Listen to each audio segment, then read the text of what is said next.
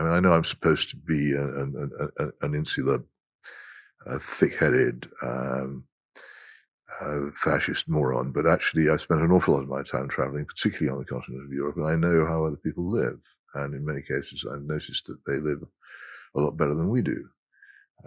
You talk to people in the Netherlands, and they're astonished at how old-fashioned and run down our country looks when they go and visit it, and you know what they mean. The lives that we lead are not as good as they should be.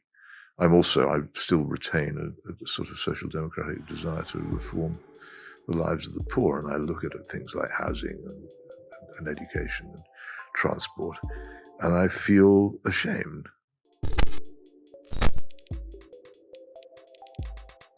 In Britain, we tell ourselves lots of stories, some true, some less so.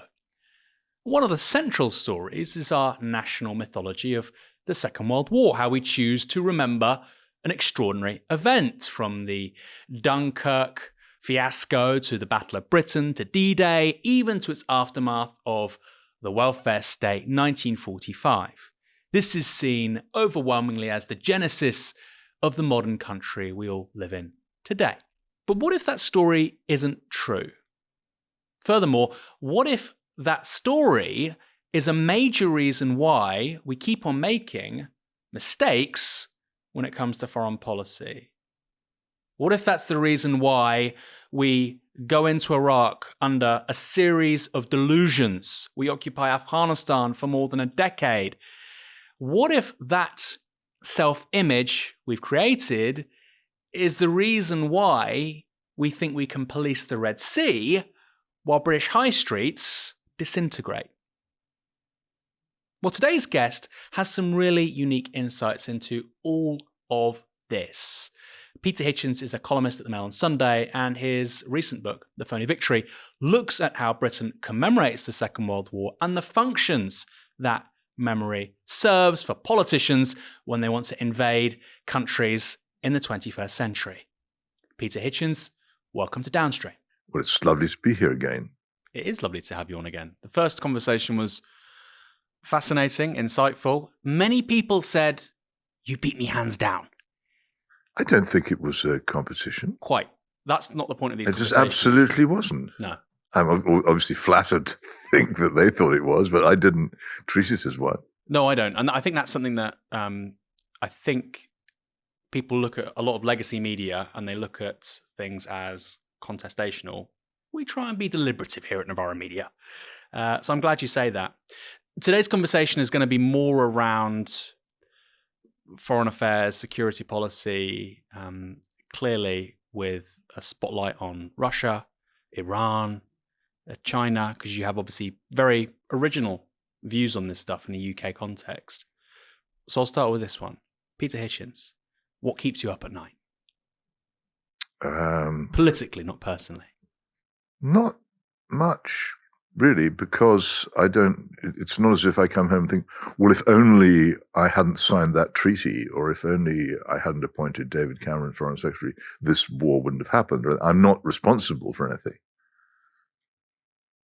Foreign policy is not a thing which keeps me awake at night because I have no influence over it. Was there ever a time that there were things that were, because you've always been politically engaged, you used to be a Trotskyist and whatnot, were there things that used to keep you up at night? Well, I never had the fantasy when I was a Trotskyist that I was likely to influence the world any time soon. And do you know what? I was absolutely spot on. I never did. And since I became a national newspaper columnist, I don't think I've ever influenced anything at all, ever, either. So it would be nice, in a way, to be kept awake by night by the thought that someone had actually listened to me and followed my ideas, and that policy might or might not have turned out well. As it is, I don't have that trouble. So you don't think you've made any impact not on any, the political ever, debate? Not even your slightly. Entire not career? The whole thing, not anything at all, not ever. No one ever pays any attention to anything I say until 20 years afterwards when they say, oh gosh, yes, you were right. That's still, that's, yeah, but it's some people generally profit, it's all Peter. happened by then. It's no use. You said the Conservative Party basically died after 2010. Well, it had the Conservative Party. I began attacking the Conservative Party as useless round about 2003, and I think I officially declared it useless in 2007, and I was urging people never to vote for it again after about 2007, particularly in 2010. And they paid no attention, and so we got David Cameron. Why should people not have voted Conservative? Obviously, you're writing this in the Mail on Sunday. Oh, because, look, most politics take place between general elections. They take place within parties. Parties are revolutionised. The Labour Party had been revolutionised, in my view, by Gramscian Euro-communists in the years leading up to 1997, and was a wholly different party from anything else anybody had ever faced. One of their objectives, because they are Gramscian Euro-communists, or rather the people who run it are, was to transform the Conservative Party. If you have that kind of cultural, moral, and political revolution, every institution has to conform. And the main opposition party was one of their major targets. And in 2010, David Cameron was pretty much standing for election on a Blairite platform. He didn't understand it, he didn't know what it was about, but he'd adopted it because he felt that it was the only way he would be allowed back into office, and he was right. But it also meant that the British people who no longer had any friends at Westminster. The whole place was, all the political parties were under the control of the same fundamental elite. So Priti Patel, Sola Braverman are members of a political party which can be characterised as Euro-communist. Well, it can't be characterised as Euro-communist. These people are not Marxist-Leninists. They don't understand what it is they're doing. It's a party that has been defeated by and accepted the nostrums of it without knowing what they are. You must remember Maynard Keynes' famous remark, I'll paraphrase because I can't do it exactly, that whenever he met anybody, particularly a businessman who scoffed and said, I have no ideology at all, the man was invariably the slave of some defunct economist. Now, it's the case with the Conservative Party. The policies it follows, and it entirely follows the equality and diversity agenda and implements the Equality Act of 2010 with absolute enthusiasm, is that of the Blairite Euro-communists. But they have no idea what they're doing. And you don't think that could change within the Conservative Party? So, for instance, I mean, you've said they're not very bright. So let's take some substantial things that they could change, which would be a step towards the things you're talking about. They could scrap the Supreme Court, for instance. If they could, actually, it's a very important example of one they thing could. they do, because the Supreme Court has been an enormous part of the change in this country and the way it's run. But they've never made any effort to do so. They haven't even attempted to reform it. And for instance, one quite clever reform would be to have hearings for the appointments of Supreme Court justices and bring in some kind of parliamentary scrutiny of it. But they haven't even come up with that. These people are completely their own masters, and they haven't. The government has no influence over them at all. And they change the law, as they said they would, in ways which hugely limit the power of governments by comparison with the past. So is your relationship to the Conservative Party, which, like you said, changes really in the early 2000s all the way through to 2010, that seems like a quite clear moment, which you've written about. Is that because you simply became tired of having to elevate people who you viewed as stupid? But it wasn't. I mean, lots of people in politics were stupid, and always have been, and always will be. No, the problem that you have as a national newspaper columnist is that you're confronted over and over again by a number of things which keep coming round, whether it be the total ineffectiveness of the police force, or the extraordinary enthusiasm of a poor and not very strong country for going to war abroad, or the accelerating collapse of the education system. And you write about it and nothing happens. So in my case, I go away and think, well, there must be more I can do about this. So I will go away and try and write a book about it, which will be partly a way of educating myself and also a way of establishing an area of knowledge which anybody can consult, which will help them come to the same conclusions that I've reached. And I write these books and nobody reviews them. And nobody reads them. That's not true. But I wrote a book called originally called The Broken Compass, which was later changed to The Cameron Delusion, to explain what was happening in the Conservative Party. And it's very good, and I recommend it strongly, but hardly anybody has read it. If they had, they'd know what had happened and how it had happened and what the purpose of it had been. The abolition of Britain has sold very well. Yes, but I think many authors would love to have those numbers. You say nobody reads your books. Selling is one thing, reading is another. Authors mostly have to be content with the fact that someone's bought the book. They generally keep quiet about whether they've read it or not. How many books do you get given or buy that you don't actually ever read? I get given far too many that I actually go out and buy. I I read 3/4 of them. I read intently, probably half of them. Yes, okay. Well, that's a bit like asking. It's like a doctor asking a man how much he drinks, isn't it? Because you already knew what I was asking you there. Whether you and you're exceptional in any case. You're obviously a diligent reader. A lot of people buy books so they can have a nice bookshelf. Particularly nowadays, it's a great thing for Zoom purposes, isn't it? Have books. So that's it. Part of the shelfie hashtag. I Shelfie. think it has something, but I I would love to know, and no one has ever really dared to do the research. The publishers don't want to know what proportion of books that get bought actually get read. But certainly, when I have conversations with people, or indeed on some occasions are interviewed by people, it's quite clear they haven't read the things that I've written. Okay. I have to be honest, with Abolition of Britain, I haven't read it. I've listened to it. I listened to it as an audiobook, and I'll tell you why. Because you narrate it. Yeah, quite. It's in Peter's booming voice. So what an opportunity. Yeah, right. Well, you put it. So, what do you think the difference is between reading it and listening? I think reading is much better than audiobooks. You're probably right, but again, for in 1984. If you ask people how it begins or how it ends, they don't know. That's true. Everybody thinks they've read it. They've seen some television dramatization of it or a film of it, but they haven't read it. So I say I make references to bits in it, like the Goldstein book or the Newspeak Dictionary, and they look at me blankly.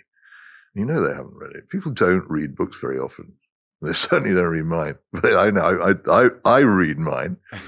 Sometimes I even go back and read them after I've written them. I think, yeah, that's good. I've forgotten that. For people, but the Cameron delusion, I have to say, if you want to know what's wrong with the Tory party, then that's the place to go. It's still in print. I've listened. There's a very fine picture on the front of it of David Cameron turning left on a bicycle. For people watching or listening, by the way, your audiobooks are a treat. That might sound very strange. The Abolition of Britain, when you're talking about, John Reed and Tony Blair as Euro-communists, you saying it, it's quite satisfying.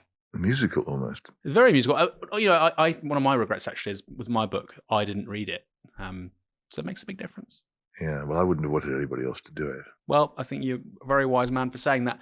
You said about the disintegration of the education system. Yes.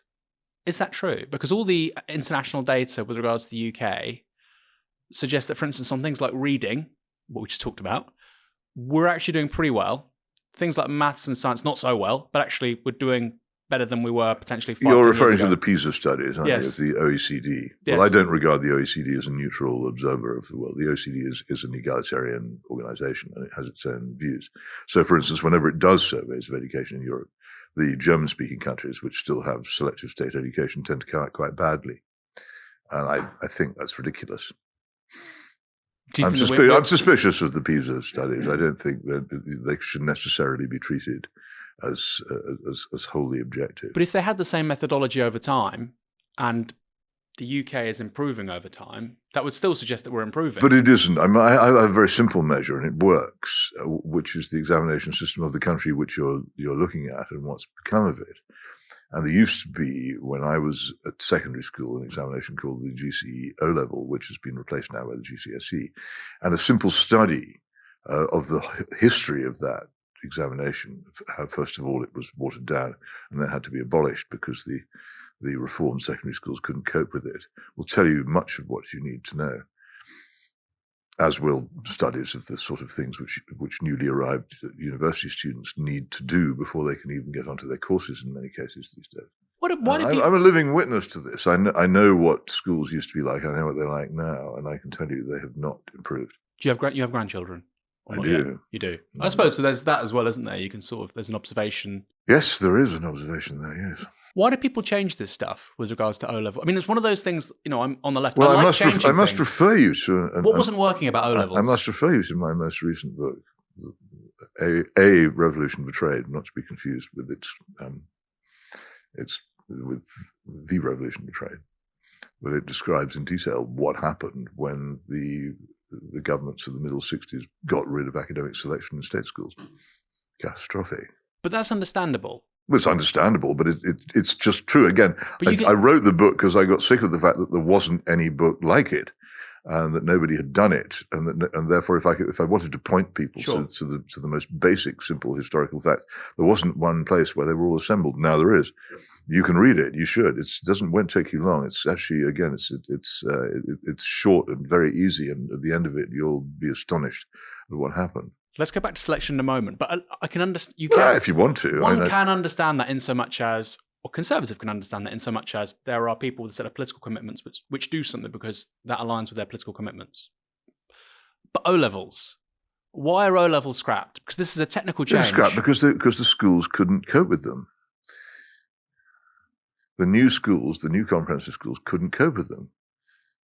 The pupils couldn't pass them, or if they did, they passed them at such low grades. They had, first of all, to water down the grades to make it look better, and then they just got rid of them altogether. And they merged the O-level with an examination called the CSE into the GCSE, which is a much lower level and indeed a different type of examination now. It doesn't test in the same way that O-levels used to. So should we bring back O-levels? Is that what Well, you're you saying? couldn't, because you wouldn't have any. One of the things that's so catastrophic about this is that after about 30 or 40 years of inflated and watered down education, there isn't anybody left who could teach the old syllabuses or could cope with them. So you've actually destroyed something which you had. And the grammar schools which were destroyed and which were open until 65 to anybody who was bright enough to get into them, in many cases were schools hundreds of years old.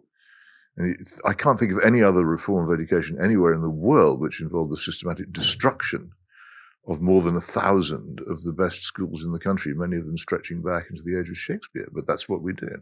They just don't exist anymore. They've gone, as have the people who taught in them.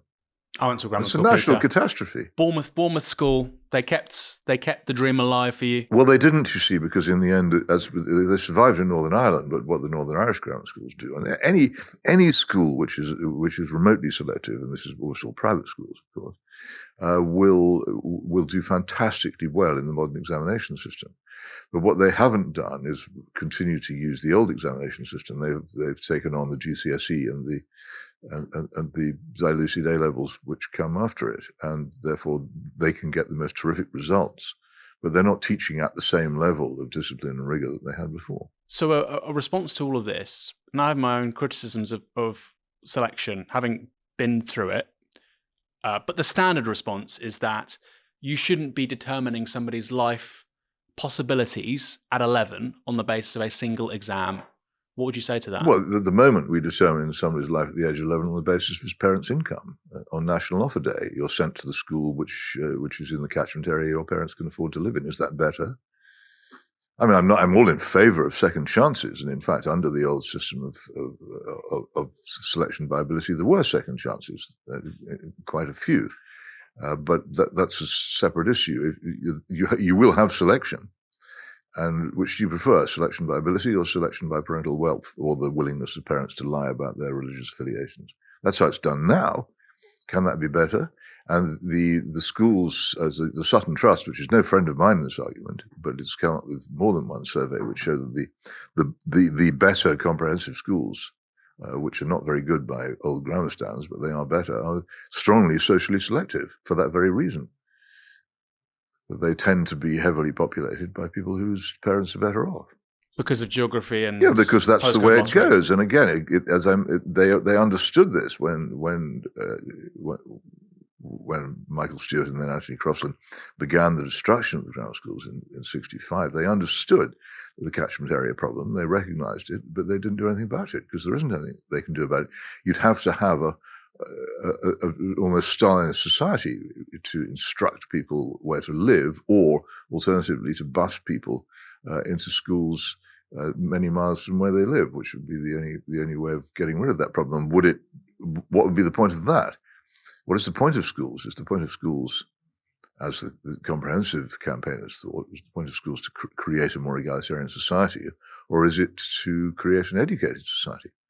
I think very much the second. Well, I think it was political. It wasn't. It was never an educational project. It was a political project. I think they would say it's about creating fair access to education for all. They wouldn't say it's an egalitarian project. They'd say egalitarian in terms of equality of opportunity. But it so hasn't done that, and it's been evident for decades that it's failed completely to do that, and that it's actually created a more unequal society in which selection by wealth has replaced selection by ability.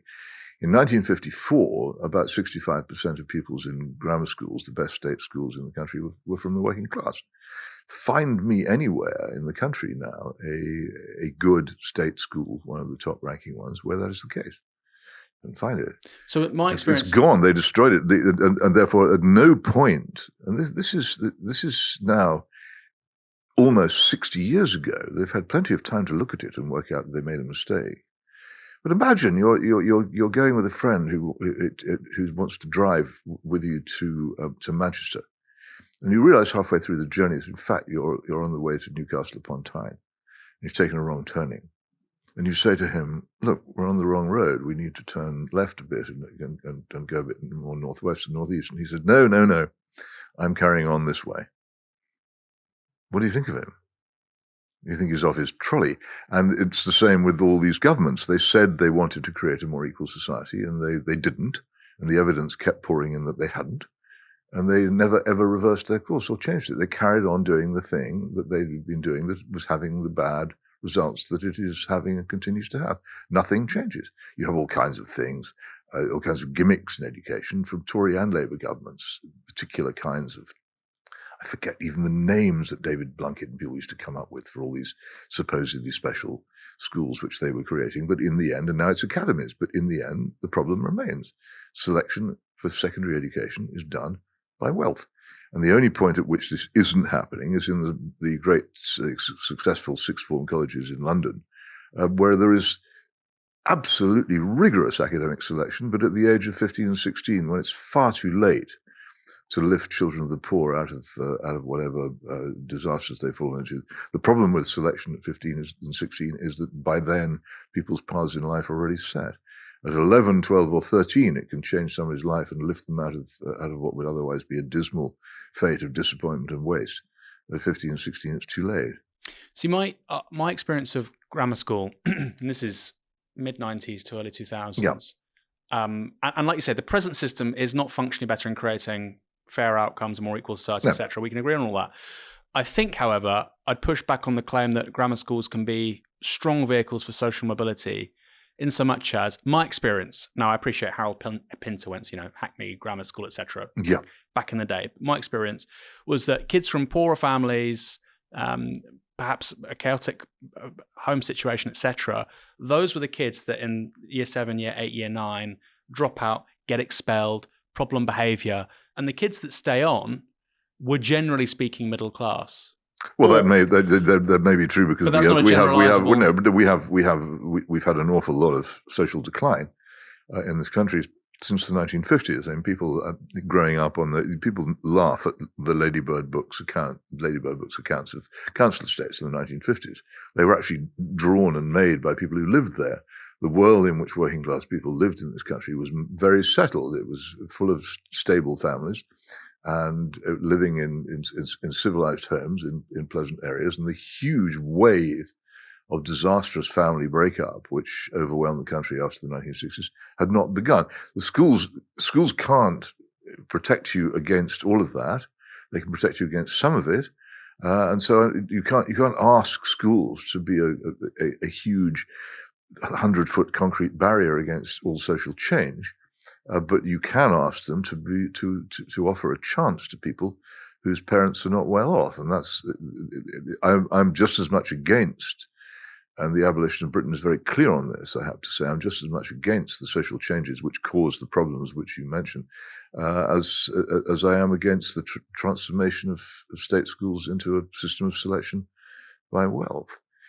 I thought you were going to say something completely different about how lots of middle-class parents besiege the grammar schools, and they're obviously as much affected by the wealth factor as the comprehensive schools, which I would say is largely true. But that is because the number of grammar schools remaining are mostly in well-off areas, because in the poorer areas, Labour councils vigorously closed them down, and also because there are so few of them, and they are besieged.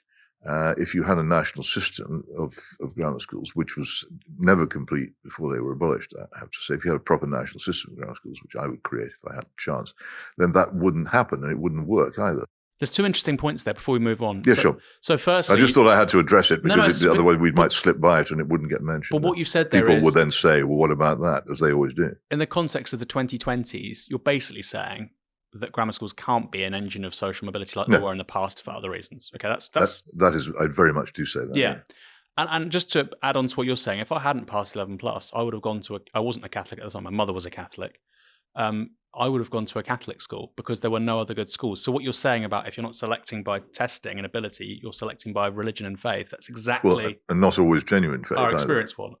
It wasn't her case. It certainly wasn't mine at 11. No, but it's the parents. It's the faith of the parents that's important. But I think it is, I think, widely accepted that quite a lot of people start going to church when their children are coming up for National Offer Day. Oh, totally. My goodness. You go to church on a Sunday, you'll see rows of young kids with their parents, and it's all This is also the case with primary schools, and it's ridiculous. And I'm sure, actually, quite possibly some people come to faith as a result of it, but it's a very poor reflection on the sort of country we are, that people are having to behave like this, or feel they have to behave like this to get a better education for their children. I think that's true. Do we live in a dangerous world? Well, yes, all worlds. The life is dangerous. We have managed because we live on an island and because we successfully defended it until recently, we live in remarkable safety in this particular country, which most people have no conception of having. One of the problems this gives is that an awful lot of people in this country have no idea about foreign policy because they can't understand why other countries worry about what's going on their borders, because we don't have any borders except with the Republic of Ireland. The Americans have a similar problem. Instead of having, say, for instance, Germany on one side, China on the other, and perhaps the Balkans to your south, the Americans have got Mexico at the bottom, Canada at the top, and two gigantic oceans on either side. Why should they worry? It's not to them a frightening world. They aren't in any danger, but an awful lot of other countries are, and they feel very touchy about things that go on their borders. In fact, the Americans get touchy about things that go on their borders, even though they aren't really menaced. Remember the Cuban crisis. At the moment anybody starts moving into what they regard as their sphere of influence, they get worried, and I don't blame them or disapprove of this. All countries do. So yes, we do live in a dangerous world, but it's not very perceptible, or hasn't until recently been very perceptible in this country. Most of the wars that we've fought in the last few centuries have barely touched this country, except in the form of aerial bombing. And actually, by comparison with what we inflicted on Germany, for instance, not all that much of that. If what had been done to Germany had been done to us, I think most of our cities would have been flattened or burned. And they weren't. There was a lot of damage done, but a lot of the place was left standing. We have not really experienced total war in this country. First World War, nothing happened really except some Zeppelins and the bombardment of Scarborough by the German Navy. We're amazingly immune. Other countries in Europe have rivers of grey steel roaring through their towns and foreign troops tramping through their streets and their countryside. We haven't had that, so we feel safe. Is what the RAF did to German cities during the Second World War, were those war crimes? I don't actually believe in the phrase war crimes. As far as I'm concerned, all war is crime. Was it a form of collective punishment on civilians? Well, I'm not entering into that because I'm not being trapped into some slogan here. I very much oppose the bombing, the deliberate bombing of civilians, which is what we did. And I've written a lengthy part of and here's another book, The Phony Victory, on this very subject. I'm against it morally. It's also actually highly ineffective as a form of warfare. But we shouldn't have done it, and it's done grave damage. And one of the people in British public life whom I most admire and whose reputation I made a great deal of effort to save some years ago, Bishop George Bell of Chichester, who, not wholly alone, but very nearly alone in British public life, stood up and opposed the deliberate bombing of civilians during the war. And I think it was a very brave thing for him to do. And I'm glad he did it because a lot of people will respond to these things by saying, you weren't there at the time. And I wasn't. Of course I wasn't. I wasn't alive. But he was. And this was a man who had been a very, very early anti-Nazi, amongst other things, and had been very active in helping refugees from Hitler. He wasn't any kind of sympathizer of the German Nazis, absolutely the reverse. He was a great friend of Dietrich Bonhoeffer, for instance. But he stood up publicly and knowing that it would lead to a great deal of unpopularity and unpleasantness. But it was right for him to do it. We should not have done that. It was, as I say, it was both wrong and militarily highly ineffective. Was it evil? Again, we're moving into slogans. You're a Christian man. I'll stick with wrong. You're a Christian man. Yeah, well, it's very complicated being Christian because what your acts are wrong, but the classification of human beings as evil isn't really. I'm not asking you to call the people even. Were the actions evil? No, I'm not. I'm sticking with wrong. Evil is not a category. Evil is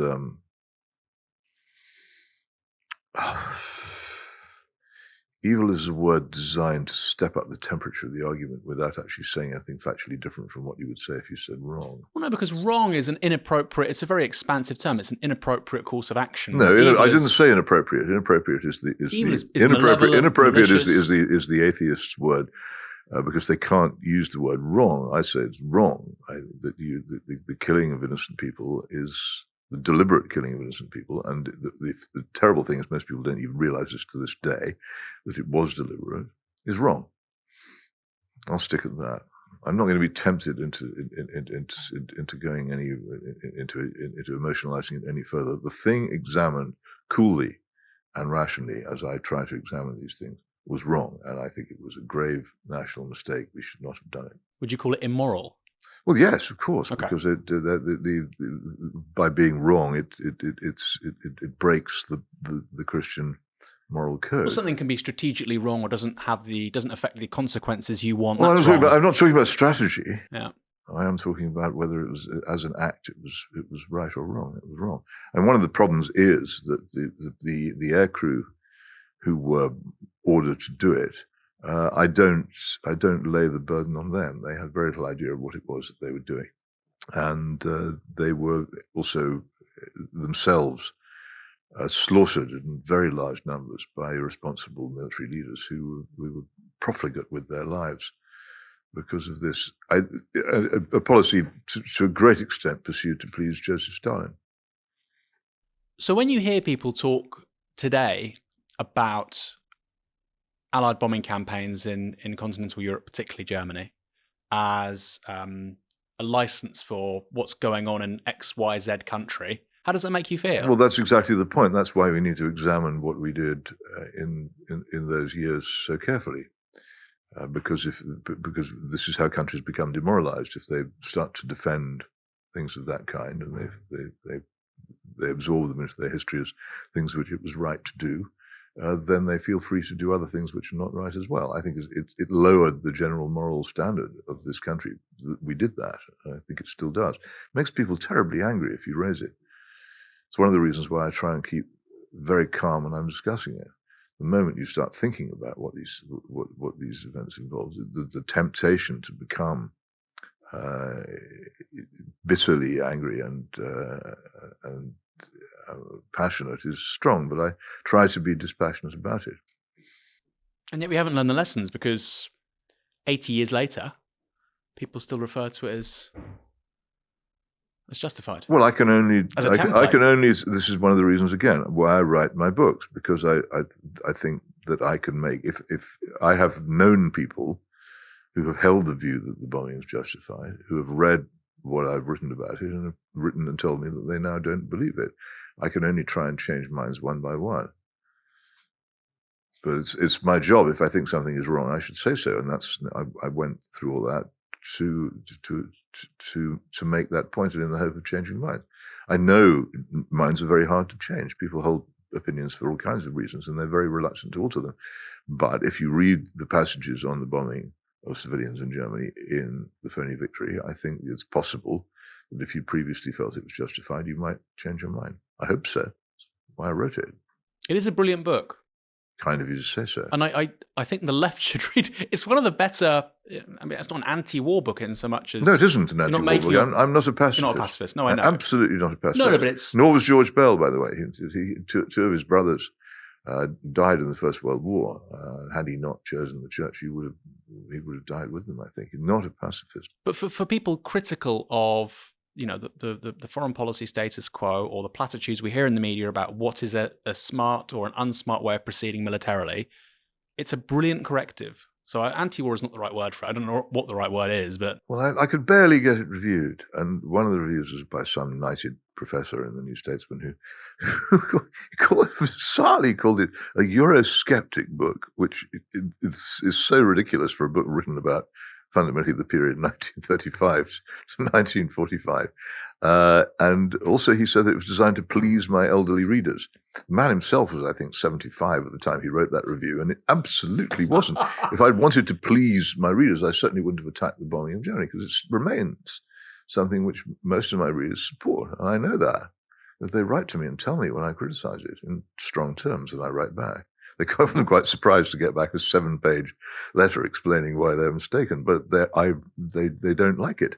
So it wasn't, but it was astonishing. That was almost the only review it received. So why is it called The Phony Victory? What was the phony victory? Well, because it fascinated me that anybody who knows anything about the conduct of the war will recognize that the early months of the war were very peculiar indeed. Although there was a fairly ferocious war at sea, there was no real effort to begin a land war against Hitler, even though we promised the Poles that we'd go to their aid. And then when the land war started, we collapsed very rapidly. That we had gone into the war as a great power, declaring war on Hitler because he defied us, as had the French, and we'd very rapidly been shown not to be a great power. And yet at the end of the war, we were the great victors of this gigantic struggle against tyranny and evil. And how had we got from that A to that B? And it seemed to me that we hadn't. That at the end of the war, although we were on the winning side, we weren't really the victors. The war, as I also describe at length, the very peculiar relations between this country and the United States, which are anything but shoulder to shoulder. Huge reluctance of Americans to come to our aid in 1940 and the very high price that they exacted for it. The war which we had begun with France fell out of it and was defeated and occupied. We were not occupied, thanks to the Navy and the Channel. And so we were still in the war, but the war was taken over for their own purposes by the United States and the Soviet Union, who imposed the ultimate settlement with little reference to us, because by that time we were more or less bankrupt. And I think we need to recognize that that's the way the war went. We weren't there was a finest hour. I don't dispute it. It was tremendous that we stood up and didn't.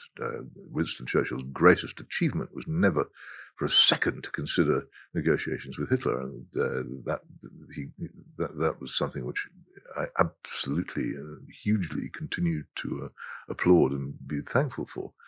But if it hadn't, as I say, been for the fact that we still had a navy and we still had the English Channel, he wouldn't have been in a position to do that.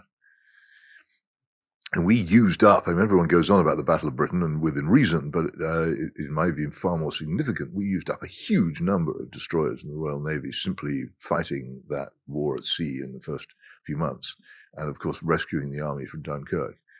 And at the end of that period, the Navy had taken the most tremendous pounding, but that's why in my view, we remained free, because the Navy had been there, had fought, had taken that pounding, and was able to recover afterwards.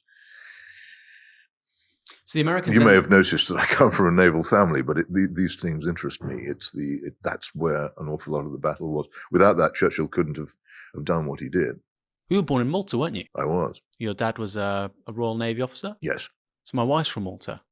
Well, I give her my best wishes. It's a small world. But I'm afraid I'm not. The Maltese don't recognize me. I was an imperialist baby, so I have no rights there of any kind at all.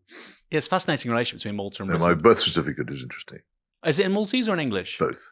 Oh, wow. It was drawn up by, I think you had to go to a police station to register a birth. It's signed by a police sergeant. Oh, that is fascinating. And it's the size of a pillowcase. Huge, great white thing. So, phony victory is really a nod to the fact that this war is started by two, quote-unquote, 19th century European colonial powers, on the one side, the Allies, France and Britain. It's finished by these two very much 20th century powers, the Soviet Union and the United States. In the book, you really say after 1940-41, Britain is effectively occupied by the United States, in so much as it's no longer a fully autonomous actor militarily with foreign affairs and so on. Or am I overstating the case? I think that's there? slightly overstating it. I mean, there is a sense in which Britain underwent some of the experiences of occupation. There was friendly rather than hostile occupation. Once the American army came to this country in a big way, it transformed society, and in many, many fascinating ways. But it would be an exaggeration to call it an occupation. But what we certainly were was we had become more or less an American pensioner.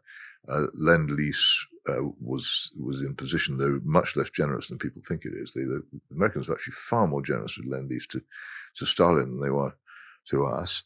And it was set at a level which enabled us to fight, but which wouldn't necessarily allow us to recover economically afterwards, for instance. And that was intentional from the US? I think so. And I think remember the procedure which we had to go through before Lend-lease began, basically a stripping of our assets by the United States and the shipping of all our gold reserves and convertible securities across the Atlantic, many of which never returned,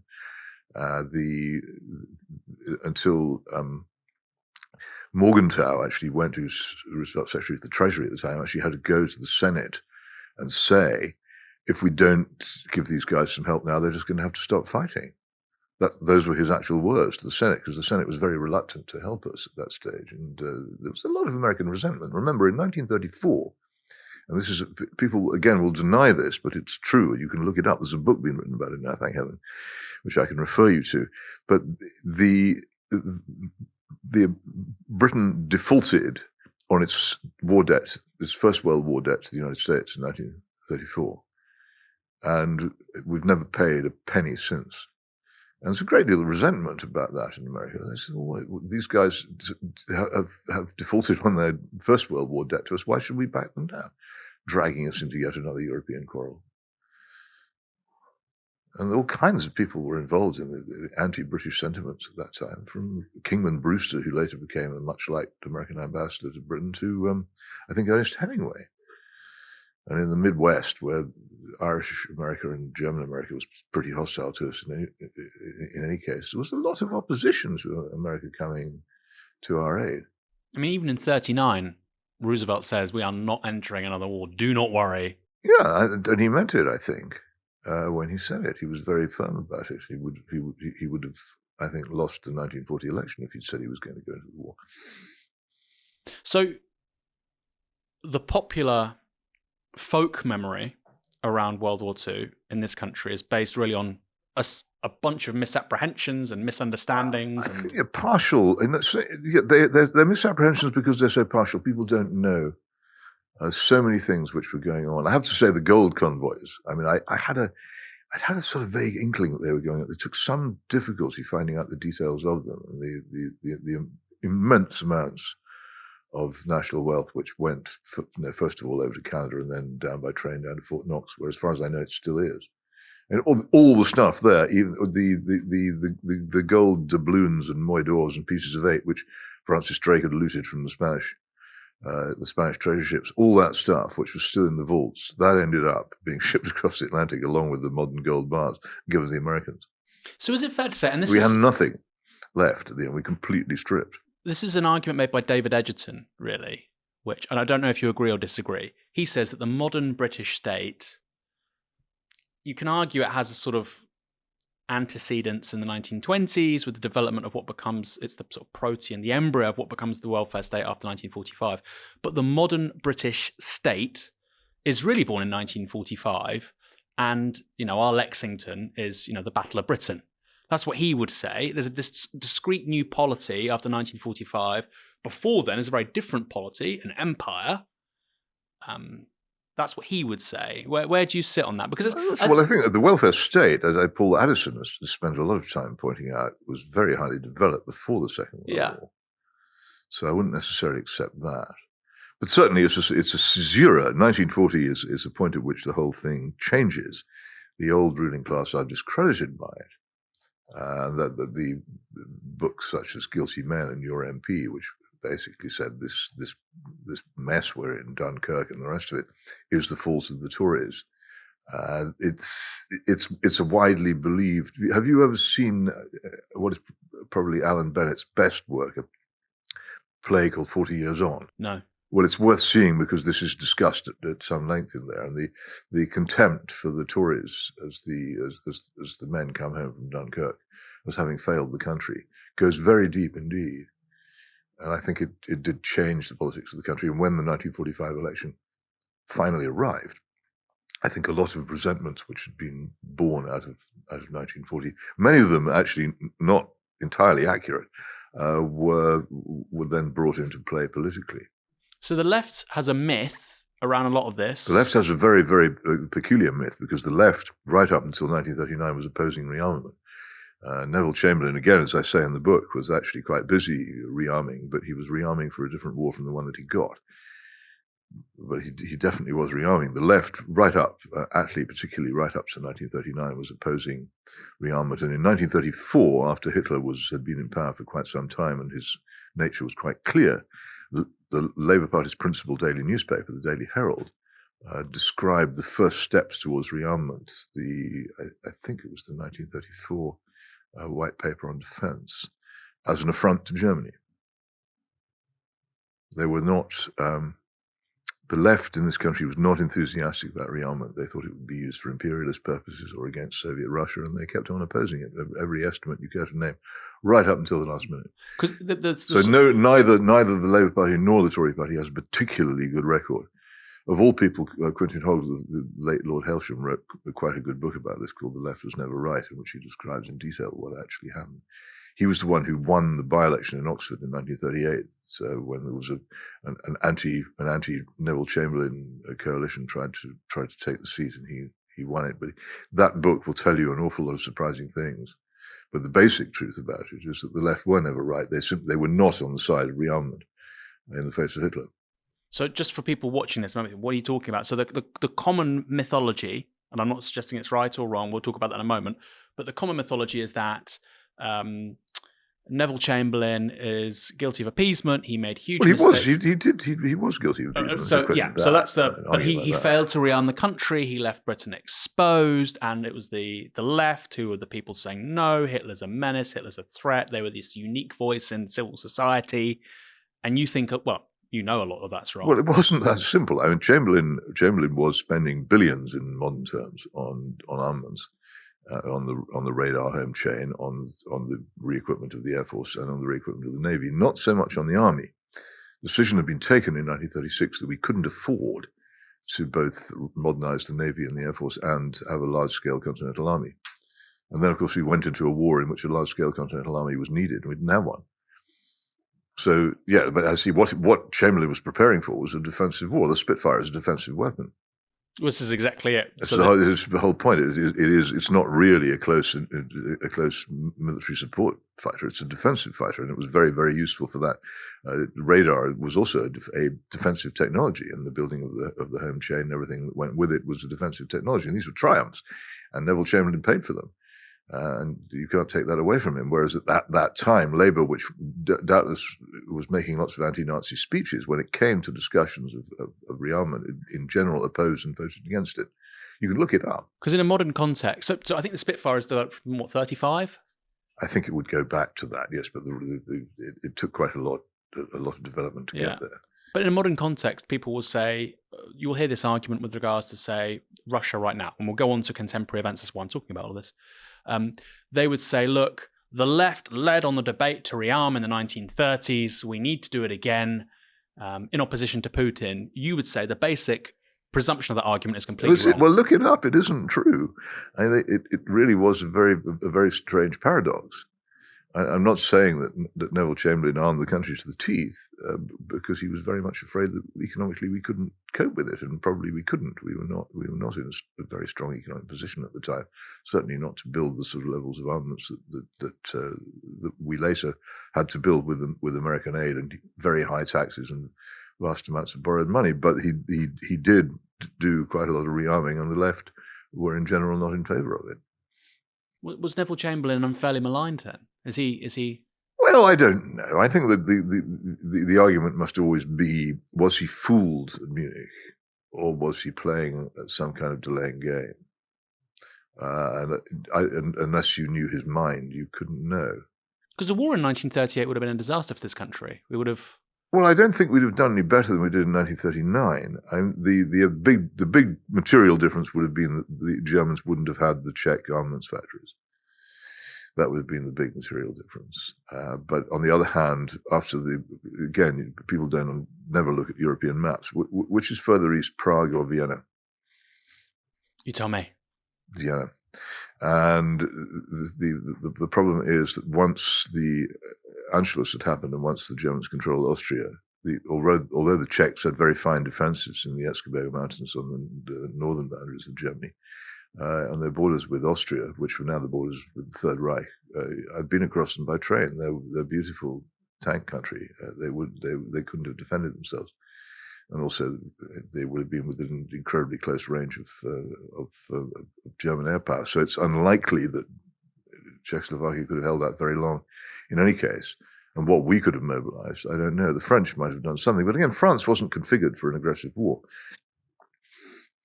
So I don't know. It's the great imponderable, isn't it? We could be here all evening discussing what would have happened if we'd gone to war in 1938. But the question has to be with Chamberlain, is whether he was genuinely fooled or whether he was just playing for time. I don't know the answer. I don't really care, actually. It's the problem with all of this is that the whole conduct of European diplomacy and politics between Versailles and the arrival of Hitler was so foolish. You say you don't care. It matters because today people are labelled with the term appeaser. You're guilty of appeasement. Yeah, well, I get it. I get it all the time, but appeasement is popular. And the biggest act of appeasement in my lifetime was the appeasement of the IRA in 1998 on the Belfast Agreement, when we said if you'll stop bombing London, you can have pretty much what you want. But it's never called appeasement. It's like treason. Appeasement doth never prosper. For when it prospered, none dare call it appeasement. The other thing, the whole world has constantly been saying to Israel for the past, 50 years or so, land for peace. Give land for peace. If you give land to the Arab world, you'll get peace. Well, that's appeasement. And it would be interesting to see what would happen if they did it. I want to talk about Putin. But appeasement is popular, but it's very seldom called appeasement. So you would call a two-state solution appeasement? I would call two-state solution verging on the insane, particularly after October the 7th last year. Why? Are you familiar with the terrain? Have you been there? I've not been there, no. No. This is the trouble. It's very small. I mean, Israel is huge in international politics. But hold on, it's tiny. And the border which would run between Israel and the putative Arab state next door to it would actually run through the capital city. And I think about 18 miles. I think you can cross Israel at its narrowest point in a tank in less than half an hour. It's that narrow. But leaving that aside, if just imagine for a moment, I think the current ruler of the Palestinian Authority is 88 years old, and is in the 19th year of a 5-year term. He can't be there much longer. Who will replace him? Who will be the leader, the political leader of the new state? What if it were Hamas or someone like them? You would then have nothing but a fence and maybe a raked strip between Israel and a state governed by people like Hamas, who had large quantities of rockets. But that's because it's not a normal state. I mean, nobody's proposing... I didn't say it was. I'm just saying... Nobody's proposing... how on earth do you expect this idea to work? Okay, so let me... It's just not... If it went wrong, it would go so terribly wrong. Well, I think things are going. I mean... Well, no. I mean, it could be a lot worse than this. So let's... If the whole of Central Israel was within the reach of actions such as that taken in the Gaza region on October the 7th last year, which it would be if there were an Arab state, and if that Arab state were taken over by militant foes of Israel, then what do you think is going to happen? So let's go over it. I was asked this question. I've been asked this question many times. Well, if you were Israeli and you knew that 10 miles that way people wanted to kill you, what would you want? I say, I would love an internationally recognized, highly militarized border. And I think that gets to the heart of the question. In the late 1990s, by then, Israel had won. They developed nuclear weapons, one of the world's most effective security forces, etc. The question for Israel is, do you want one state or two states? Now, clearly, they don't want one state because of the Zionist project. That's an intellectually coherent thing. You can agree or disagree, but that's just a fact. Or you can have two states, which is entirely commensurate with the Zionist project. And you're saying, well, that wouldn't be safe. What? I don't think it would be, no. I don't think it would be a solution. It would be two states, but I don't think it would be a solution. I think it would be the beginning of a new period of very, very severe conflict. But if Korea, the outcome of which we cannot know. But if Korea can do it, why can't... I mean, there was a incredibly bloody war, and they've had a militarized war for decades. Have you been there? I mean, it's not the same thing. North Korea is not full of people who desire the destruction of South Korea, nor is it ruled by people who desire the destruction of South Korea. Basically the two states turn their backs on each other. But don't you think it's in Israel's interest? It's not a comparable. No, I don't. But I think you're basing that argument on a misnomer, because it's in Israel's interest to have a prosperous Palestine. Now wait a minute. Now we're trespassing onto the important zone of the argument, because what I would say to you is this. I'll tell you this anecdote because it's true. A colleague of mine, an Israeli Arab journalist who I've done some work with several times out there, was once driving me up through the north of Jerusalem to the Palestinian Authority capital, Ramallah.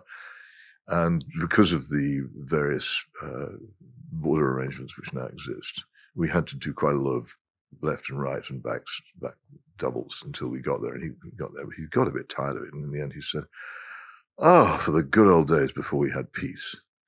And what he meant was this, that probably now, at least going back to Oslo and 1993, there have been relentless attempts by outside countries to impose a peace on Israel. And what they have led to is actually more and more fences, less and less contact between the two peoples, and a low-level constant conflict of extreme business. When I first went to Jerusalem, which was in the time of Margaret Thatcher was Prime Minister, you could drive down to Bethlehem for the evening. Also, people living near Gaza would go there for the nightlife. The level of common acceptance of each other by the two peoples living alongside was extremely high. There was friendliness. A large number of Arabs came and worked in Israel and took home good wages and were prosperous. As I say, the relationship between the two people were good. If your real concern for this area is for the lives and livelihoods and safety of the people living there, then I would say don't try and create a political solution which might get you a Nobel Prize. Look for a compromise which doesn't actually put anybody to the test. Any Arab leader who concluded. Israel doesn't want to. Any Arab leader who West Bank settlers every single day stealing land. There's an awful lot. There's sensible people on the Palestinian side. I think Salam Fayyad, one of them, who worked very much on the idea that what needed most of all to be done was to increase the prosperity of the Arab people living in the region. And I think a lot of that has actually been achieved.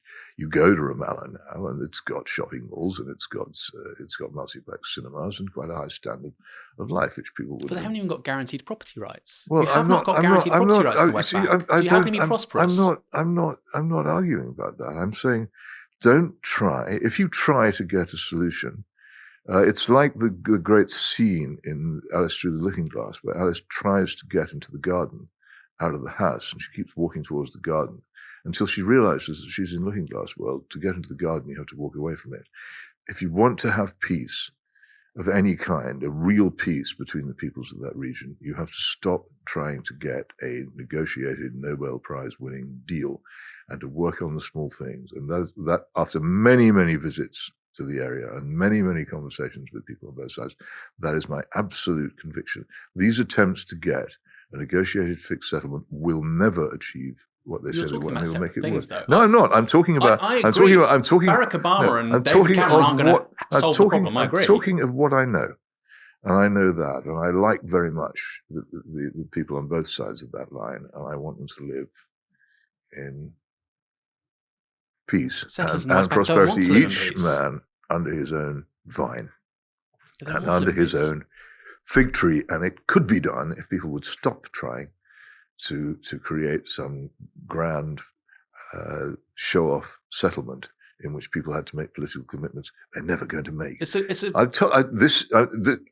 say, I've been there a lot. I've thought about it a lot. I've written about it a lot. This is my absolute conclusion, that you will not get anything remotely resembling peace, prosperity, and happiness in the region if you keep trying to achieve a political major settlement. It won't be done. Stop doing it.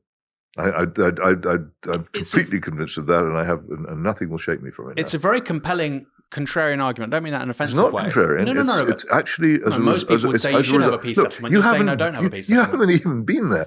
I have been there. I have been there a lot. I can't go there because if I go there, then I can't ever go to Iran. That's why I'd love to go there. Well, there are arrangements which people can make to avoid this problem. But I won't say on this microphone what they are. But you shouldn't cut yourself off. I'd love to go there. Of course, I'd love to go there.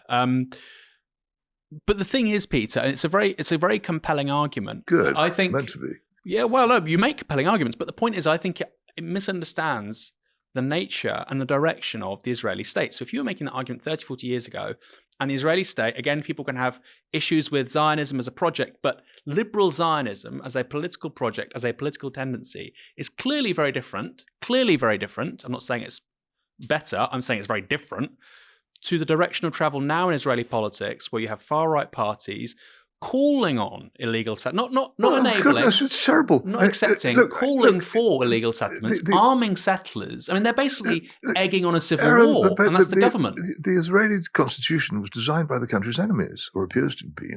It's the daftest possible arrangement, and it needs to be reformed. But that's not to say it can't be reformed. There's been attempts to be made to reform it in the past. The behavior, I mean, I have very mixed feelings about Benjamin Netanyahu. I wrote a long article about him based on Angel Pfeffer's very good biography a few years ago, in which I made the case for him that he's actually maligned. But I've withdrawn a lot of that now since his incredibly stupid behavior in bombarding Gaza in response to the October 7th, which I utterly deplore. But one of the problems of Israel has been it's a very small country and doesn't necessarily have a very huge pool of talented people in it, despite the fact that we think that it has. But the Israeli left has concentrated so much effort on its dislike of Netanyahu that it hasn't seen that the best way of dealing with him was almost certainly for the Israeli left to coalesce with him, and thereby keeping all the nutcases you were recently referring to out of office. And they should have done that, and that would have been the best way of getting it. But this is an anecdote from Angel Pfeffer's book, and it's true. After Yitzhak Rabin was murdered, the Rabin family held, of course, they opened their house to mourners to come and comfort the family. Word was sent to Benjamin Netanyahu that he was not welcome. Now, anybody who knows anything about Israeli politics will know why he wasn't welcome, but here's the interesting thing. Somebody else was welcome. Yasser Arafat, a confirmed anti-Semite, a man who once said, "I have no use for Jews," he was invited to the Rabin home, but Netanyahu wasn't. Now, this seems to me to be folly. Amongst other things, a death of that kind is surely a moment for reconciliation between people who are opponents in politics. Secondly, I think they've just mishandled him. He's a clever man, and he's a brave man. He's actually conducted a policy which, precisely because he's a former military person, has until now been remarkably free of blood. And I just think that the Israeli left have handled him wrong. But again, these are my opinions after much thought, much reading, and much travel to the area. This is what I think. I've no doubt there are people watching this who think I'm in favor of bombarding Gaza. I think it's disgusting. And it's for exactly the same reason that I'm against the bombing of civilians in Germany by Britain in the 1940s. It's not within the range of things which civilized people can do. It has one other feature to it, which I said at the time that it happened, is that after October the 7th, we had staring us in the face the most powerful example since the end of the Third Reich of what the hatred of Jews actually involves. this horrible murder, rape, destruction. Nobody could say that people had behaved like that because they thought that refugees had been treated unjustly, or because they were in favor of moving a border, or because of some other detail of relations between the Israeli state and the Arab world. This was an act of racist barbarity. And there it was before the world. And if Netanyahu had done what I would have done under his circumstances, and I would, and stood back and said, we will do nothing in response to this. This is what they did. Look at it. Israel, which has for many, many decades been losing its moral standing in the Western world, would have had an opportunity to regain it and to remind people of why Israel is there in the first place. But by failing to take that opportunity, and by doing this bombardment of Gaza, which is ineffectual and stupid. Have you seen that great film, The Battle of Algiers? Yes.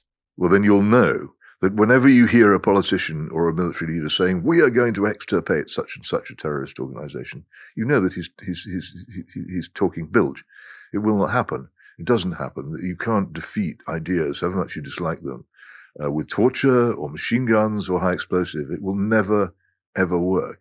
And the bitterness and hatred stored up in the Arab world against Israel by this occasion is so huge that I fear in what forms it may eventually break out. It's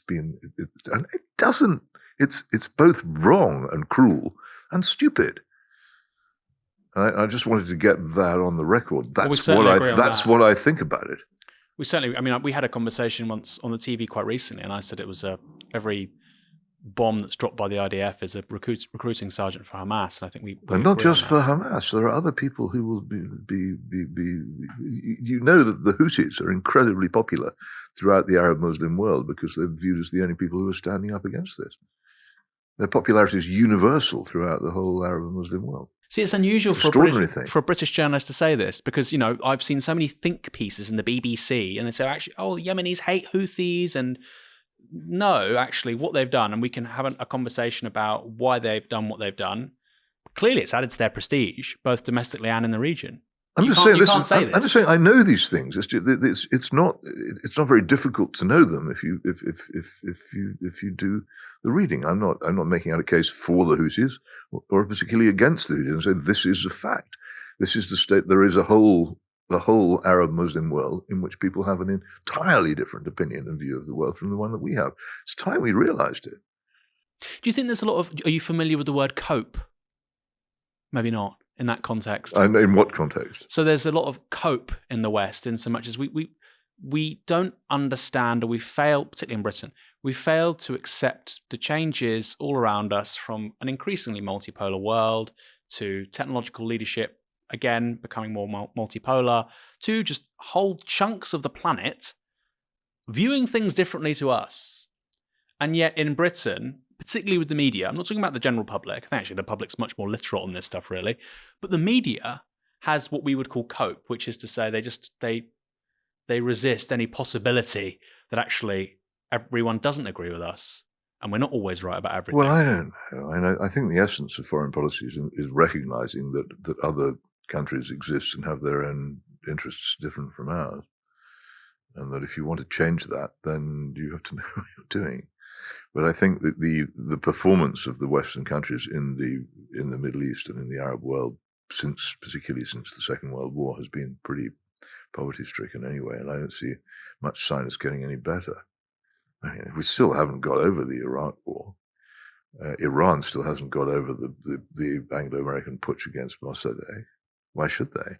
If the Iranians had overthrown our government in 1953, I think we'd still be pretty cheesed off about it. And it's just amazing how bungled it is. Yeah. And I don't. There seems to be, we have to belong to clubs, don't we? It seems to be at the moment that if you're on the right, you have to be in favor of bombarding Gaza, and if you're and this difficulty because I have been for many years a convinced Zionist. I am. I think that there is no avoiding the need for a state of Israel.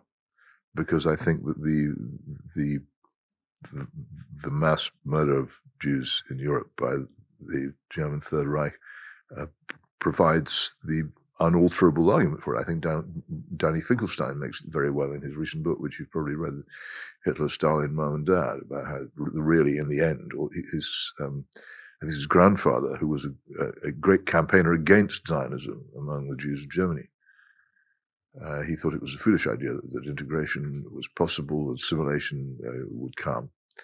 But when this happened, and he was one of those who escaped it, when this happened, he couldn't anymore argue against the Zionist state. And that's the problem, I think, for anybody looking at it. There has to be somewhere to go for Jews who are persecuted. And I can't see a counter-argument.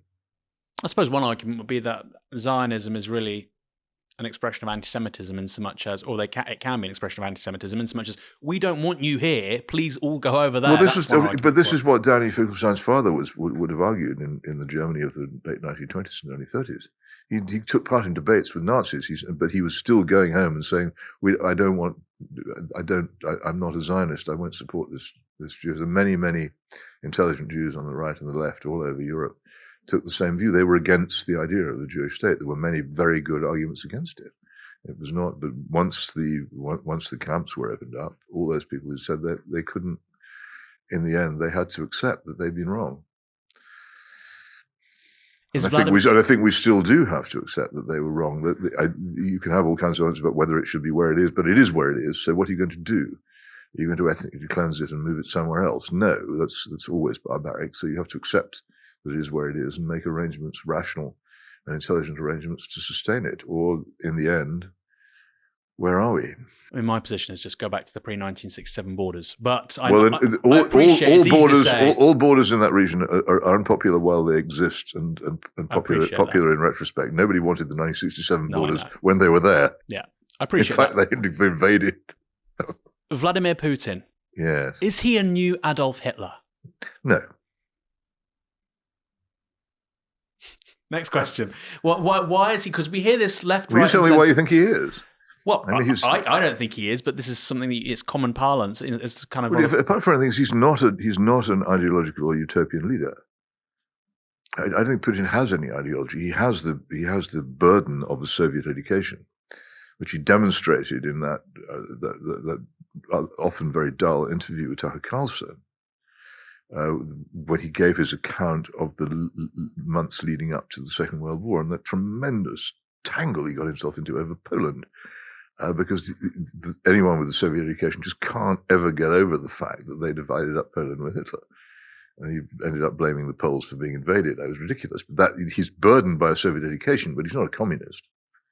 He's absolutely not a Marxist-Leninist. He's a Russian nationalist of some kind, and you mustn't mix him up. He's got no dogma. Therefore that's one thing which separates from Hitler. Also, I think you have to remember that Hitler was the leader of a country which had been defeated in war and was very bitter about it. The Soviet Union wasn't defeated in war in 1991. It pretty much voluntarily dissolved itself. I have written a sort of fantasy alternative history of what would have happened if the Soviet leadership in 1989 had behaved like the Chinese leadership and machine-gunned the people. They would now be welcome in every chancery, presidential palace and parliament in Europe, as the Chinese are. But they didn't.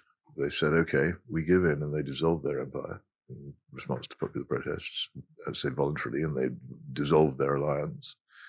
And it's just in parallel with a country which was defeated in war, which thought it had been stabbed in the back by its own left, and wanted revenge. But isn't that so historically it's different? Isn't that worse in a way, though? It may well be worse, but it's not a parallel. There's been, again, in the Phony Victory, I devote several pages to the "this guy's a new Hitler" fantasy. Among people selected for the role of new Hitler have been, I think, Manuel Noriega of Panama. I mean, ridiculous, the people who are fitted up as the new Hitler when the United States wants to go to war with them. And one of the reasons I actually wrote the book is I could see that a lot of people in the West wanted a war with Russia, and I go into the points at which quite some time ago people such as Hillary Clinton and indeed our present king had said things along the lines of Putin being a new Hitler. It's historically illiterate, I'm afraid. So some people seem to think he has pretenses for hegemony over Europe, like Charles V or like Napoleon. He wants to conquer. Well, he might, but they can't even take Kharkov, which is 20 miles from their border. How are they going to get to Calais? I really don't know. They bungled the invasion of Ukraine quite badly. Their army is. I remember going when they began to have big military parades in Red Square again, and I went to Moscow to watch the first Russian one. I've seen the last Soviet one in November of 1990 on Revolution Day. I'd watched that, and they come and see the new one in May. And so I watched it with my old friend, now dead, alas, Igor Monichev, who was the son of a Soviet nuclear submarine captain and knew his military stuff, and we sat watching stuff. And at the end of it, he turned to me and said, "How did you enjoy our display of strategic scrap metal?" And almost all the things on display, the missiles, the tanks, the vehicles, whatever it was, were actually prototypes. They weren't things in mass production. They brought out all that they had of the most modern weapons they had. And of course, the most impressive looking for parade purposes troops. But in fact, the Russian army is still heavily dogged by large-scale corruption. If you spend 1 billion rubles in a corrupt country on the military, how much of it ever gets to the soldiers or to the arms factories? Well, an awful lot of it is skimmed. And this is evident when they went to war. I think we overestimate the... I'm sure Putin is well aware of his capacities. They still have a very strong nuclear capability, but how can they use it? They're producing a hell of a lot of shells right now. They are producing a lot of shells because they still basically have a Second World War economy, and we don't. And we've stopped producing guns, producing butter. Eventually, if the West wants to rerun the First World War in Ukraine, it will no doubt build enough factories to build the shells to sustain it. But nobody else in the world thought of a war of that kind apart from the Russians. But that doesn't mean they're going to be able to punch their way through Europe, or indeed that they necessarily want to. I don't know whether they want to or not. It's ridiculous to claim to know the mind of these tyrants. They don't. One of the problems with people such as Putin is that because he is a tyrant, he never meets anybody he disagrees with. His thoughts become increasingly, but all may, even in democratic countries, national leaders go mad in most cases, and there is that danger. He's been there too long. He may think all kinds of things, but whether when he orders it to happen, it will happen. And I think there's been a contradiction which has been largely neglected. All the people who said, "Oh well, Putin wants to seize back the Russian Empire right the way up to Berlin or whatever it is," and he also wants to,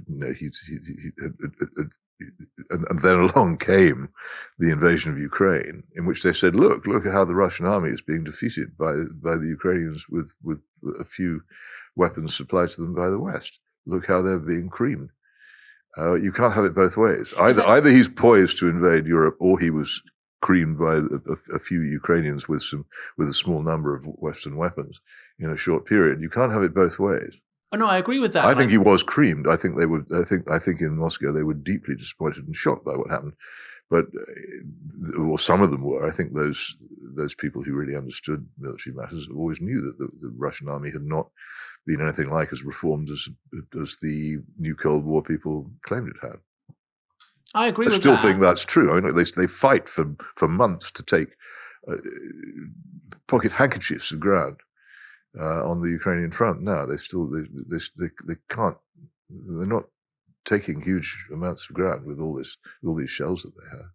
I agree with that, but what I would say is, I think it's quite plausible that, and I think your point about him being a tyrant is so true. There is so much contingency at work. I think probably one day he's thinking, "I'd like to go to Dnepr." Another day, I'd like to go Kherson, Odessa. Another day, Moldova. So I think that's correct. And I think trying to get inside his head. I'm not sure that is what he wants. I mean, if he was, you don't think he wants to go to the Dnepr? This is what he said to Carlson, right? This is historical Russian land all the way. Well, he said, but no. What he basically says is that Ukraine, if it wants to leave the Russian orbit, shouldn't try to take with it. And I'm not advocating this. I have to say this because I'm constantly told that I'm some kind of Kremlin chill. I'm just saying this is what he actually says if you read his articles and speeches.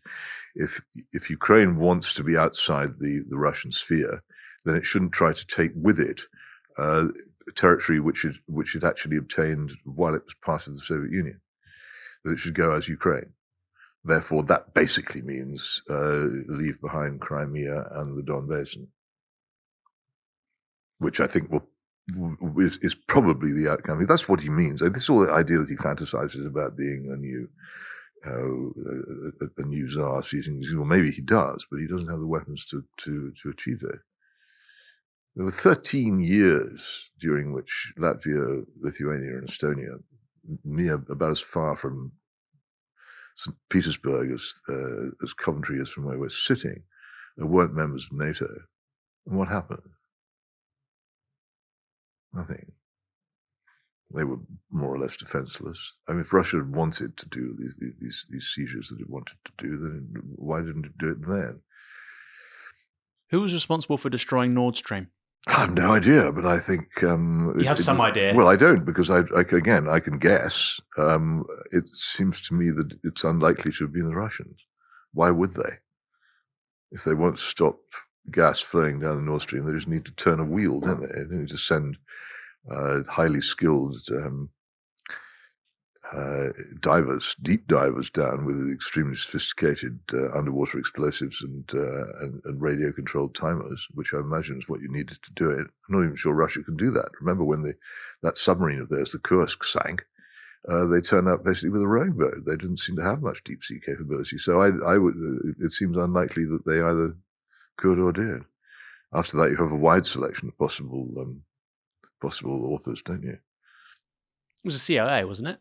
Seems the most likely. I don't know. How could I possibly know? You don't know. I You said don't you had know. no. You said I don't know, and before you I said don't know. I have no idea. I don't know. I have no idea. I think you have some idea. Well, no, I have. I have very no. diplomatic. I have no knowledge. No, I'm just saying I don't claim to know things. I do know that Radek Sikorski, the former foreign minister of Poland, tweeted immediately afterwards, "Thank you, USA."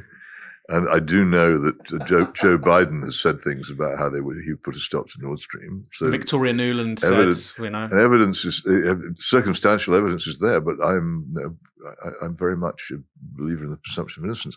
I can't convict on circumstantial evidence. Your naval history doesn't mean you've not done a deep sea dive into. I think I know.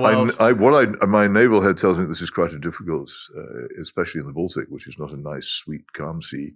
It's quite a difficult operation to conduct, and not many people would be capable of conducting it. Also, not many people would be capable of conducting it without anybody noticing them doing it. So circumstantial evidence is great, but you can't convict on it.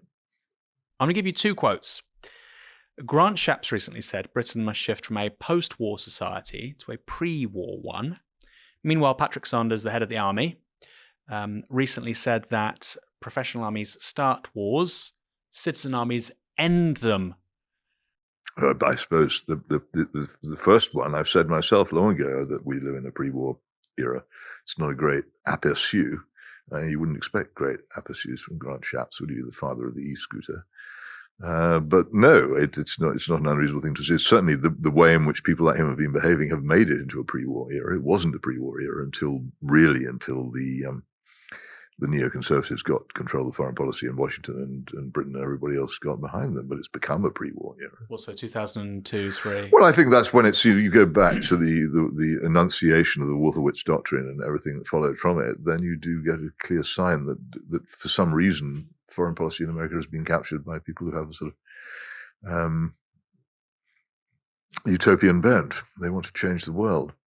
And start lots of wars. Well, they think, of course, because they are fundamentally revolutionaries, and this is why my late brother was so keen on this stuff, because he was fundamentally a revolutionary. They think that they will make a better world, including Grant Shapps. Well, I don't know. I think we'd be paying Grant Shapps a huge amount of flattering compliments to assume that he understands this sort of thing. I doubt whether he's ever heard of the Wolfowitz Doctrine.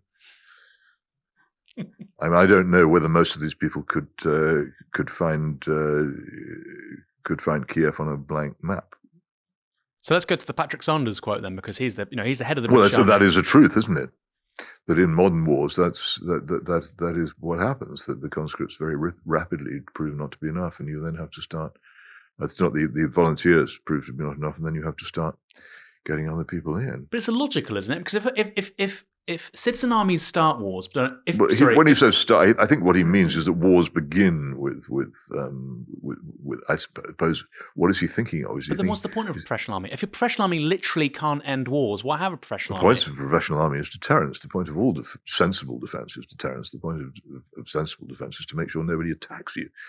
That's what it's for. But why don't we just have a conscript army then? If only conscript armies can end wars, surely that's the best deterrent. You forget we live in a lucky country which didn't have to have a conscript army because we have the sea. The deep salt sea is worth 40 or 50 divisions. And we don't need it's one of the reasons why our politics have been so different. Countries with large standing armies necessary to their defense become armies with countries rather than countries with armies. And the tension between the army and society, even in France, has always been very strong. But in Germany, it was huge, and in Russia likewise, and Austria-Hungary. But we didn't have that. There's never been a naval dictatorship in the history of the world, unless you count Admiral Horthy, who was indeed an admiral, but he hadn't got a navy at the time.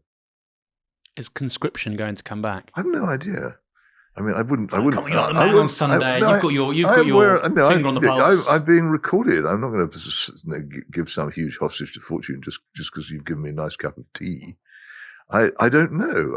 I wouldn't rule it out because I wouldn't rule anything out. The world that we're on the lip of a very uncertain. You're a worldly man, Peter. You've seen a lot, so I think your opinions on the likelihood of conscription are probably quite valuable. I don't think so. If you want to, I can't see a progression by which we would reach it, unless we're stupid enough to actually join in the Ukraine war, which I think most of the Western nations have resolved from the start that they never will. The Ukraine war is turning into, and if it carries on much longer, will turn into a miniature of the Western Front in 1916. In which case, if we got involved in it, then we probably would end up having conscription, which an awful lot of people would not accept happily, just as the Ukrainians are not accepting conscription happily. And the figures on the numbers of people who fled Ukraine to avoid serving in the army are quite startling. It's about 700,000, isn't it? I have seen a figure, but I haven't got it in my head. But it's an awful lot, and it grows all the time because the Ukrainian borders are crossable.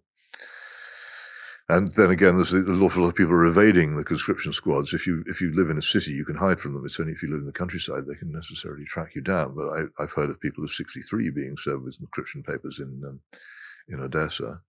63? 63. And women? No, I haven't heard of women. That's purely voluntary at the moment. I would imagine so. And women are still allowed to leave the country. And they have. Well, because we hear a lot about people fleeing Russia, best part of 1 million. But like you say, we don't really hear it with regard to Ukraine. No, but people have. And I mean, a lot of the people who left Ukraine at the time of the invasion are not particularly keen on going back. They like it in Poland particularly, and also in the other Western countries which took them in. Ukraine, we're constantly told Ukraine is some kind of advanced democracy. It's absolutely not. It's a corruption-ridden, very badly governed country which has sunk quite badly in economic activity. At the end of the Soviet era, it had particularly a very well-educated population and a lot of advantages, but it's squandered a lot of the advantages it had in that time. It's not a place that people necessarily want to live in, and it's had a big emigration. It's another of its problems. It's not a paradise. It's not nice, wonderful, brilliant, democratic, free, lovely Ukraine fighting horrible, brutal Russia. I mean, Russia is no doubt horrible and brutal, but Ukraine isn't a paradise, and we should stop telling ourselves that it is. You call Ukraine Russia without the oil and gas? Well, I think lots of people. Does that mean Zelensky's lots Putin? of people have called it that economically. Does that mean Zelensky's Putin? Obviously not. But what does that say about their political class then? If you're saying it's analogous to Russia, I'm saying, but in terms of if you're trying to work out what the difference is between, if you travel in the Soviet days, if you travel between Russia and Ukraine, it would be hard to tell the difference. Slightly different alphabet and a bit of Ukrainian spoken, but basically the cities look the same. The general atmosphere was the same. The look of the place was the same. If you go from Moscow, the last time I went to Kiev some time ago, we were going from comparing Moscow with Kiev. Moscow was a much more wealthy and advanced city than Kiev, which still showed many, many more signs of not having shaken free of the poverty of the Soviet past. Now, Moscow is a rich city, Kiev, by comparison, not, for instance. But the Ukrainian economy lacks the crucial thing which the Russians have had. And also the Soviet Union. They haven't got the oil, they haven't got the gas. So that makes a difference. What do you think of Zelensky? I admired his conduct at the beginning of the invasion. I think he behaved both courageously and honorably with what he did. I think looking back on his time as president, I feel sorry for him in that he was elected on a peace program and on a clean-up program, and found very rapidly that trying to clean up a country as corrupt as that is extremely difficult, and that when he tried to come up with a peace agreement, he was sabotaged not just by the Banderite nationalist fanatics, who it seems to me probably wanted the war with Russia, but also by his predecessor, Poroshenko, who helped get up the opposition to it. So when he came, he actually put put forward a peace program, and they immediately said, as they always do, well, any kind of peace with the Russians is capitulation, which in my view is a misunderstanding of the word capitulation. He tried to do what he promised to do at elections. So I don't, obviously, this is obviously also a man with a sense of humor, and it's always an advantage to have people with a sense of humor in office, because it tends to mean they also have a sense of proportion. But I don't dislike him. I don't think I've ever said a rude word about him. I'm not a partisan, this guy bad, this guy good, engager in this war at all. I think it's a tragedy for all the peoples involved. But so that's sum up what I think of Zelensky. Final question. I'm going to end with a quote, Peter, from one of your recent columns. Okay. Don't worry, it's not a gotcha. Well, I hope not. I like the quote, actually. It's good. We cannot tear ourselves away from the delusion that we are a great power, swaying the destinies of nations all over the world. We are not. How anyone can think this who has visited, say, Blackpool in recent years, or wandered down one of the scores of gap-toothed high streets, or endured our public transport system, or tried to find an NHS dentist, I do not know. Couldn't agree more. I couldn't have put it better myself. Why do so many people, particularly in our political and media class, think we are still a great power, given all of that? Partly because of our pitiful education system, partly because of the long fading afternoon, which was extended, I think, by the very long life of our late Queen, which had a very strong psychological effect on people, I think, because we are an island, because when we travel, mostly we travel on holiday, and therefore we travel above our standard of living, and we enjoy foreign places, but we don't really visit them in the way that you ought to visit them. Let's say, go actually look and see how other people live. I've traveled an enormous amount. I mean, I know I'm supposed to be an insular, thick-headed, fascist moron, but actually I spent an awful lot of my time traveling, particularly on the continent of Europe, and I know how other people live. And in many cases, I've noticed that they live a lot better than we do. You talk to people in the Netherlands, and they're astonished at how old-fashioned and run down our country looks when they go and visit it, and you know what they mean. The lives that we lead are not as good as they should be. I still retain a sort of social democratic desire to reform the lives of the poor, and I look at things like housing and education and transport, and I feel ashamed, because it was a thing that I found among serious Russian patriots, not communists. When I was living in Moscow, these were the people who were most critical of their countries. The patriot is not the person who says my country is brilliant and wonderful and all things. The patriot is someone who recognizes the faults of it, and I thought that was my duty. And it's to me, it's the most tremendous legacy of the very, very long remedial course I've had in the University of Fleet Street, now in its, I think, 47th year, when I've been taught an awful lot of things that I wasn't taught at school and I wasn't taught at university, largely by travel and by the wider reading and thinking that it causes. We are not a great power. And also, I'm very moved by the life of my father and of my mother in the Second World War and what they had to endure, and very interested in my father's life in His Majesty's Navy before 1939 and the standing of this country at that time. And I know how much it's fallen.